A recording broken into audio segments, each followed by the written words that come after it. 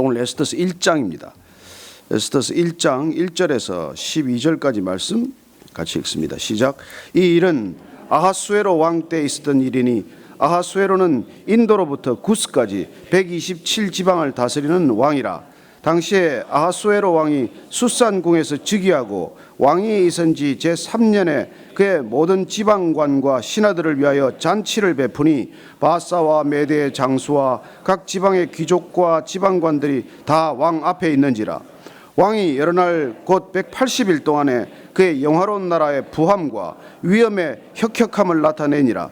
이 날이 지남에 왕이 또 도성 수산에 있는 귀천간의 백성을 위하여 왕궁 후원들에서 7일 동안 잔치를 베풀세 백색, 녹색, 청색 휘장을 자색 가는 배줄로 대리석 기둥 은고리에 메고 금과 은으로 만든 걸상을 화반석, 백석, 운모석, 흑석을 깐 땅에 진설하고 금잔으로 마시게 하니 잔의 모양이 각기 다르고 왕이 풍부하였으므로 어주가 한이 없으며 마시는 것도 법도가 있어 사람으로 억지로 하지 않게 하니 이는 왕이 모든 국내 관리에게 명령하여 각 사람이 마음대로 하게 함이더라. 왕후 와스티도 아하수에로 여인들을 위하여 잔치를 베푸니라. 제7일에 왕이 주엉이 일어나서 어전넷이 머후만과 비스다와 하르보나와 빅다와 아박다와 세달과 가르가스 7사람을 명령하여 왕후 와스티를 청하여 왕후의 관을 정지하고 왕 앞으로 나아오게 하여 그의 아리따움을 뭇 백성과 지방관들에게 보이게 하라 하니 이는 왕후의 용모가 보기에 좋음이라. 그러나 왕후 와스티는 내시가 전하는 왕명을 따르기를 싫어하니 왕이 진노하여 마음속에 불붙는 듯 하더라. 에스더라는 이름의 뜻은 이 히브리식 이름이 아니에요. 여기가 이제 페르시아의 포로로 끌려간 사람들의 얘기죠. 사실 많은 사람들이 다시 유대로 귀환했는데 거기 남아 있었던 이제 후손들 얘기죠. 우리로 치면 뭐 제1동포들의 얘기라 그럴까요?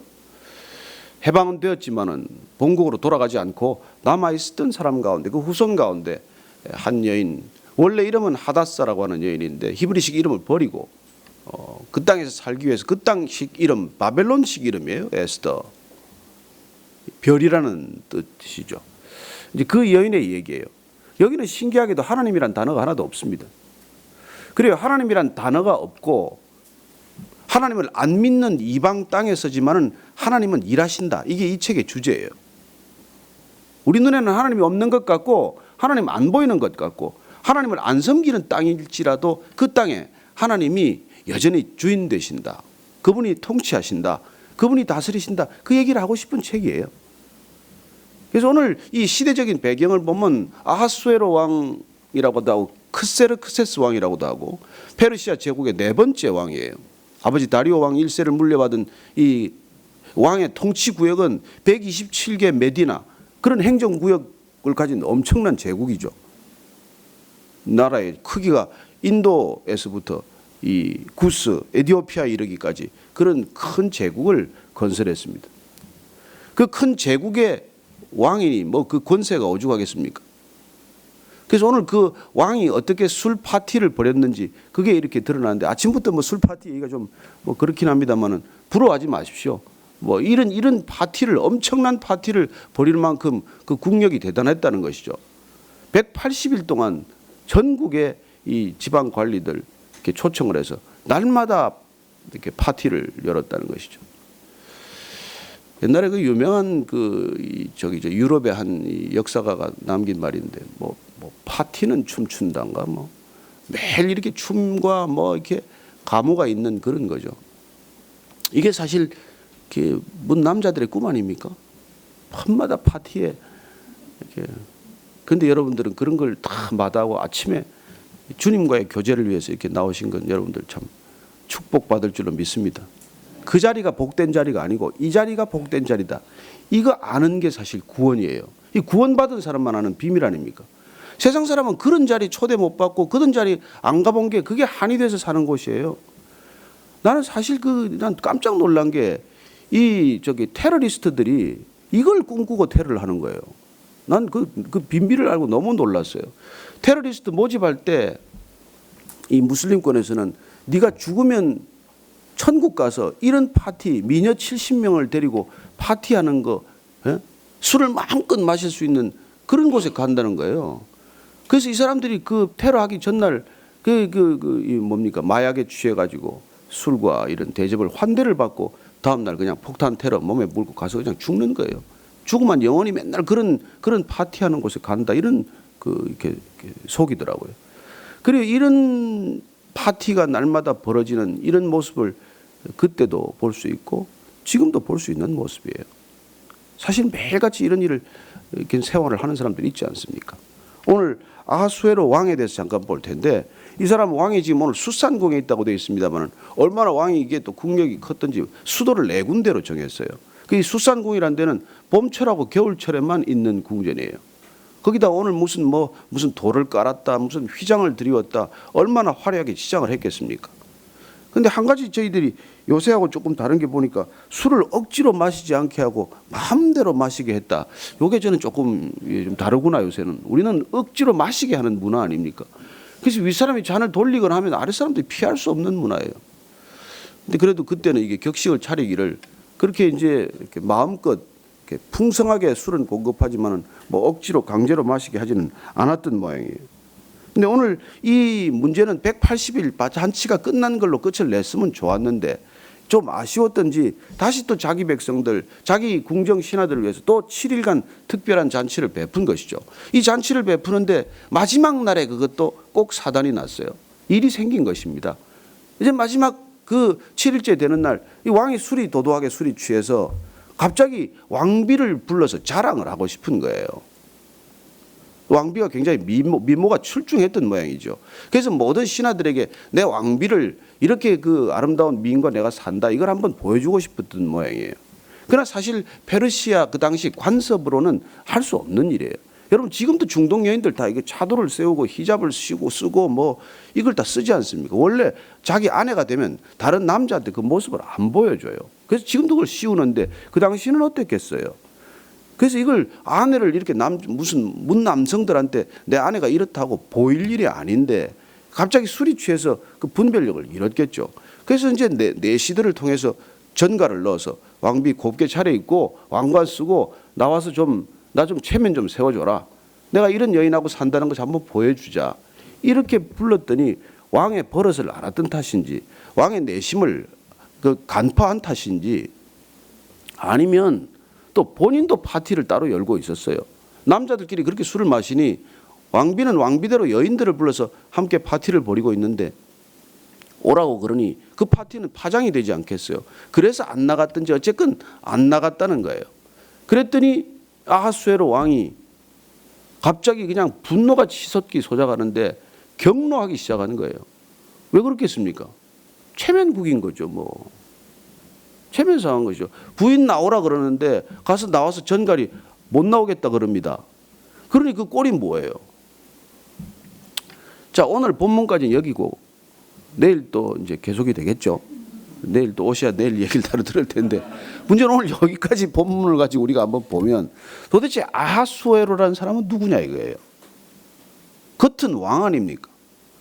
겉은 대단한 제국의 왕 아니에요. 무소불위의 권력을 갖고 있지 않습니까? 근데 이 사람이 마음 먹고 명을 내리면 안 될 일이 뭐가 있어요? 근데 아내는 마음대로 안 되더라 이겁니다. 아, 이게 위로가 돼요. 그러니까 아내는 원래 마음대로 하려고 해서는 안 되는 존재예요. 그러나 그 당시는 관습적으로 당연히 마음대로 하는 존재죠. 근데 왜 그 아내를 남한테 불러내고자 했냐 이거예요. 그걸 뭐라고 부릅니까? 우리는 그걸 허영심이라고 불러요. 여러분 사람이 윗자리에 있다고 높은 자리에 있다고 인격이 성숙하지 않습니다. 여러분 높은 자리에 있다고 어른스럽지 않아요. 여러분 높은 자리에 가도 아이스러운 사람이 수없이 많습니다. 여러분 이 세상이 돈 벌고 권력이 있고 뭐 지식이 많고 그렇다고 절대로 어른스러워지거나 성숙하지 않아요. 여전히 미숙한 채로 그런 자리까지 갈 수 있다는 것입니다. 그렇죠. 집념이 있고 뭐 끝까지 고집스럽게 부리면 사람이 어디까지인가 갈 수 있겠죠. 그러나 거기까지 갔을 때 그 모든 본성이 드러나지 않습니까? 이 오늘 아하수에로 왕의 문제는 무엇일까요? 어리다는 것이고 아직 미숙하다는 것이고 자랑하고 싶다는 그런 허영심이 가득하고 그리고 교만하기 그지없다는 것이죠. 여러분, 그런 사람들이 이 세상을 지배하는 사람들이 많습니다. 우리는 이런 시대에 살고 있고 이런 세상에 살고 있고 그런 사람들을 부러워하는 그런 세상 속에 살고 있습니다. 그 얼마나 아하수에로 왕이 부럽겠어요. 온 백성, 아니 온 지배를 받는 복속하고 있는 나라들의 선망의 대상이고 누구나 그 사람을 바라보면 마치 신처럼 바라보던 그런 시대예요. 그러나 그 인간 하나가 자기 아내 하나를 마음대로 못한다는 것, 그리고 그 아내가 내 마음대로 안 된다고 해서 분노가 불처럼 일어났어요. 자, 첫째 도화선이 된 것은 허영심입니다. 내 아내를 자랑하고 싶다는 그런 허영이에요. 허영의 영어 표현은 vain glory예요. 헛된 영광을 구하는 것이죠. 뭐 내세워지 않아도 될 것, 그런 것들을 추구하는 겁니다. 그리고 그 허영심을 가진 사람들의 이면의 마음의 이면은 뭘까요? 그건 교만하기 때문이에요. 교만과 허영은 사촌이에요. 교만한 사람들은 허영심이 가득한 것입니다. 그리고 우리는 이 허영을 어떤 형태로든 이걸 살아가면서 처리하지 않으면 이게 어디서 불쑥불쑥 튀어나올지 모른다는 거예요. 이 뿌리가 뽑히지 않으면 어디서든지 반드시 이건 드러나게 되어 있어요.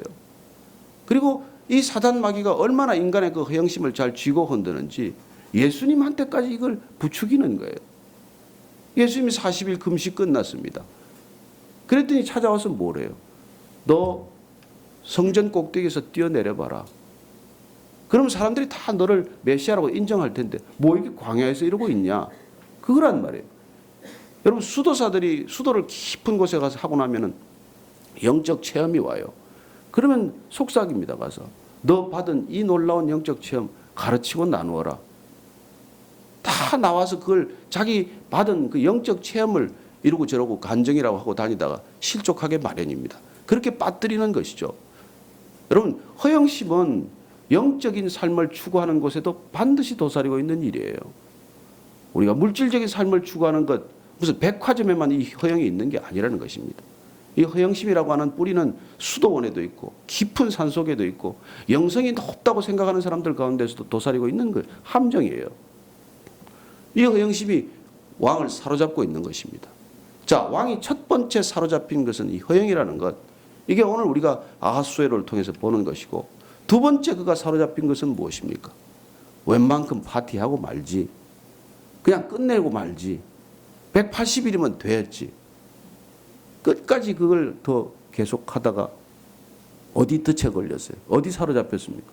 술에 사로잡혔어요. 이 사람이 술에 안 취했으면, 술에 사로잡히지 않았으면 아내를 불러 나올 생각하지 않았습니다. 그리고 그는 두 번째 술에 사로잡힌 사람이 되었어요. 그리고 끝내 그는 어디 사로잡힙니까? 분노에 사로잡혔어요. 여러분, 다 이게 다른 것 같지만은 한 가지 원리에 의해서 움직이고 있는 거예요. 그는 쉽게 사로잡히는 사람이라는 것입니다. 저는 이 본문을 보면서 그랬어요. 나는 어디 사로잡혀 살았나? 나는 무엇에 사로잡혀 있는지도 모르고 살았나? 여러분, 이거는 구원받을 때까지 계속되는 본성에 관한 것이고, 풀려나올 수 없는 숙제예요. 아하수에로만의 문제가 아니에요. 그런 위치에 있고 그런 자리에 있으니까 그런 것들에 사로잡혔지만, 여러분은 무엇에 사로잡혀 사십니까? 내가 무엇에 사로잡혀 살고 있는지를 아는 것이 영적인 분별력이고 영성에 눈 뜨는 것이고, 그 사로잡힌 것에서 풀려나는 게 구원이에요. 저도 제가 이 본문을 보면서 정말 오랫동안 술에 사로잡혀 살았거든요. 그리고 그 사로잡힌 데서 풀려나는 것은 술을 끊자고 해결되는 게 아니에요. 어떤 사람은 술 끊고 다시 도박으로 가요. 어떤 사람은 술 끊고 도박으로 끊고 또 다른 음란이라는 중독에 가요. 그거 다 끊어도 어떤 영적인 허영에 또 빠져요. 여러분, 구원이란 무엇입니까? 이 모든 사로잡힘으로부터 해방된다는 것입니다. 저는 여러분들이 그 어떤 것에도 묶이지 않게 되길 바랍니다. 그것이 권력이든 돈이건 자식이건 내 명예건 그 어떤 것이든 사로잡히는 것은 구원받은 백성들의 모습이 아니에요. 구원은 이 모든 것들로부터 뛰어넘는 초월이고, 놀랍게도 그런 것들로부터 풀려나는 진정한 해방이에요. 해방. 여러분, 사람들이 나를 어떻게 보나, 이 사람들이 나를 어떻게 보나, 이것 때문에 왕비를 나중에 쫓아내는 그런 어리석은 결정을 하는 거예요. 다행히 나중에 역사를 보면은 그 쫓겨난 와스디 왕비가 아들이 왕이 되면서 다시 또 이름이 또 복이 되는 걸로 봐서는 관계가 또 회복이 되는 거겠지만, 어쨌건 이 복잡한 가정사가 다시 시작이 되는 모든 것들이 한 인간이 누군가에게 사로잡혀 있다는 것, 이걸 모르는 데서 비롯되는, 무지에서 비롯되는 일이라는 것이죠. 그 사람이 아무리 왕일지라도, 그 사람이 아무리 무슨 거부라고 할지라도 본인이 그게 사로잡혀 있을 때 모든 관계가 파탄이 나요. 이 사람이 사로잡혀 살더니 결국은 아내와의 관계가 파탄을 내고 마는 것을 보게 됩니다. 저는 우리가 신앙의 길을 가기로 결정하고 날마다 우리가 말씀을 붙들면서 주님 한 분께 우리가 붙들리기로 결단했기 때문에 다른 모든 것들로부터 풀려나는 것을 경험하게 되기를 바랍니다. 저는 여러분들이 어떤 것에도 앞으로 묶이지 않는 인생, 모든 사람들이 추구하는 것이라고 할지라도, 그것이 아무리 가치 있어 보일지라고 하더라도 거기 묶여버리면은 인생은 덧없는 거예요. 제가 한번 얘기했죠. 여러분, 제 아는 분이 그 우주선 타고 나서 이 지구 밖에서 지구를 보니까 손바닥에도 안 들어갈 만한 저 공만한 걸 가지고 말이죠. 그 안에서 그게 크네 작네 높네 낮네 그러고 사는 게 너무 한탄해서 그 우주선 내리고 나서 그냥 시골로 가버렸어요. 어쩌면 그는 밖에서 본 것이 인간이 붙들고 사는 것, 인간이 사로잡혀 사는 것들에 대한 그 진정한 모습을 본 것이죠. 저는 이 광대한 우주에서 우리가 먼지만도 못한 우리를 자녀 삼아주신 그분께만 붙들리는 인생이 되기를 바랍니다.